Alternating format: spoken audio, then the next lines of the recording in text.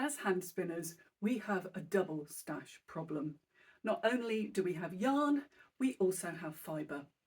So in this video, I'm going to share a stash busting knit that's going to take full advantage of your hand spun plus your fibre. My name's Becca, I'm a hand spinner, knitter and new weaver, and you're very welcome to my home in West Wales. When I saw this pattern on Instagram, I absolutely knew I had to knit it, and it's really fantastic because it is specifically designed to get rid of your stash. And this is a small selection of my stash going on there, and most of it is spun to about Aran weight. And this pattern is written so you can actually use any weight of yarn as long as you always use the same. So I'm going to tell you a little bit about the pattern and the lady who wrote it. So this is a Fair Isle stash busting cowl. Because I'm knitting Aran weight rather than what this pattern was originally written for, which was more like 14 wraps per inch, and Aran is about 11 wraps per inch. Well, when I spin it, it's about 11 wraps per inch. Then I'm probably going to have more of an infinity scarf rather than a cowl. And this was written by a very lovely lady called Tracy Doxy. I'm going to leave all her details below, plus a link to this pattern. It is on Ravelry. It was just under £5. It's beautifully charted. And if you have never attempted colour work before, this might be a bit of a challenge. Okay, hands up. This is going to be a bit of a challenge for me. I normally do colour work that's maybe no more than 2 or 3 colours. This has got 20 in it, which is what makes it such a great project for stash, because let's face it, we quite often have lots of little bits of our hand spun, and it can be experiments, and it can be kind of odd colours, and this is great because the maximum you need is 25 grams. So if you're just a knitter, obviously you can just use your knitting stash as well, but as hand spinners we've also got the opportunity that maybe if we haven't got a full 20 colours in our stash, we can actually spin a bit of fibre to make up those 20 colours. So I'm going to turn the camera around and show you what I've got set up, and this is my little card, and I'll show you in more detail.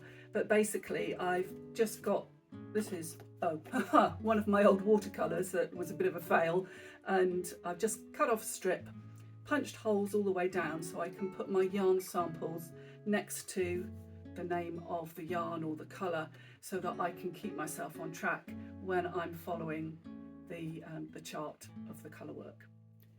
So welcome to my stash, and all these different yarns are all about 11 wraps per inch. In order for the pattern to work out, really want to try and have a bit of consistency in your yarn, so that you're not sort of mixing up a really chunky yarn with a really skinny yarn. Is skinny yarn a word? Probably not really a word. Fine yarn, there you go, fine yarn. So these are all about 11 wraps per inch, and a lot of them are my natural dye experiments.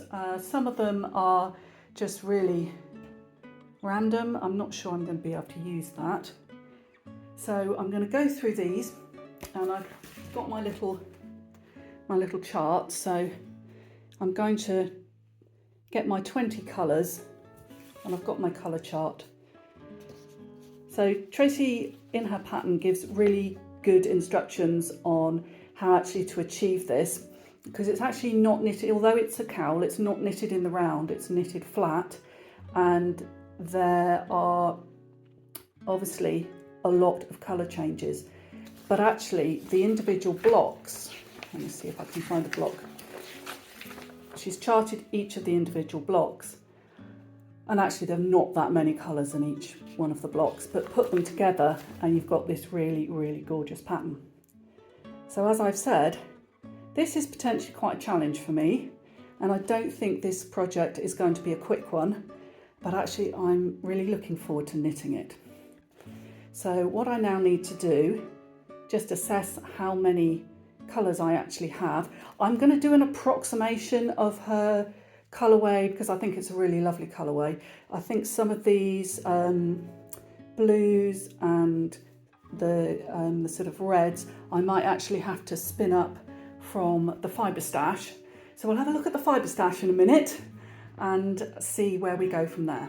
So welcome to the fibre stash, and quite a lot more of the natural dyed fibres that I've sort of done all summer. Quite a lot of this is lap waste, and I'm definitely going to have enough of the reds that I need. And then I also found some more, what's this? Yarn. Come on, engage brain. Found some more yarn, and that is definitely going to work for some of the blues. So my next job is to actually choose them, and I think that would be a really long video, so I'm just going to do it.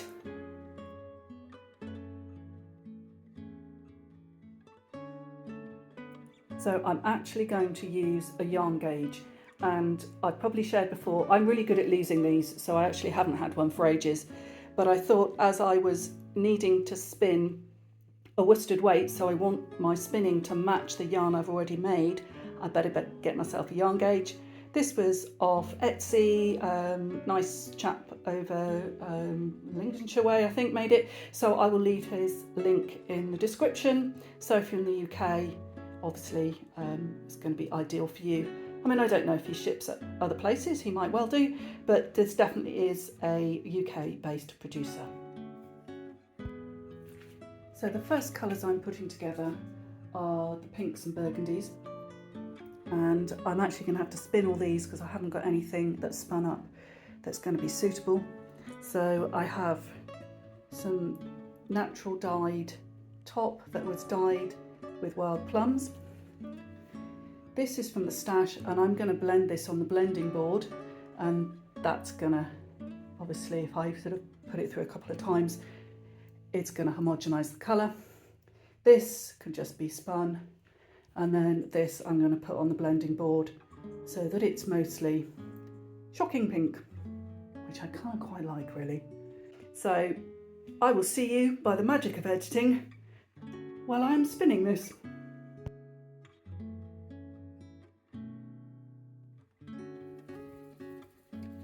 Now, I said before how slightly nervous I was about having my spinning out there in the world, because I'm certainly not a spinning teacher, and I really love what Sadie from Spin City says.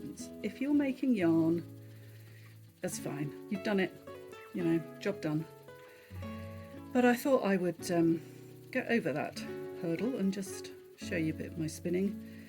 So I don't actually know what these fibres are. I suspect there's quite a lot of merino in here. It certainly feels like there is. And I sort of, I'm not being too concerned about the odd lump or bump. And I guess this is going to end up as a semi-worsted yarn because of the way it's been messed about with on the blending board.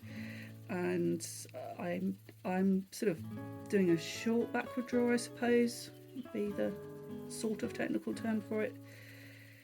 But I'm finding that I'm taking a little time to get into the rhythm of it. But we'll just have a look and see on the yarn gauge how well I'm doing with actually matching what I've already spun. So just stop the wheel a minute and then pull a bit off the bobbin. And I'm going for sort of worsted to Aran. Yeah, that's not bad. Not bad. Good enough for me. I'm quite happy with that. Let's just have a look and see what the twist is like. Oh yeah, a bit over twisted. Might have to play around with the tension a little bit on that. So let's get it going in a little bit faster.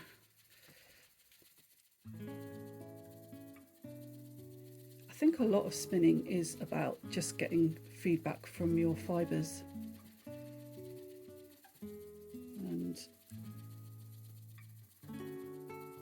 Okay, I'm getting a rhythm with the number of treadles to the number of times you draft.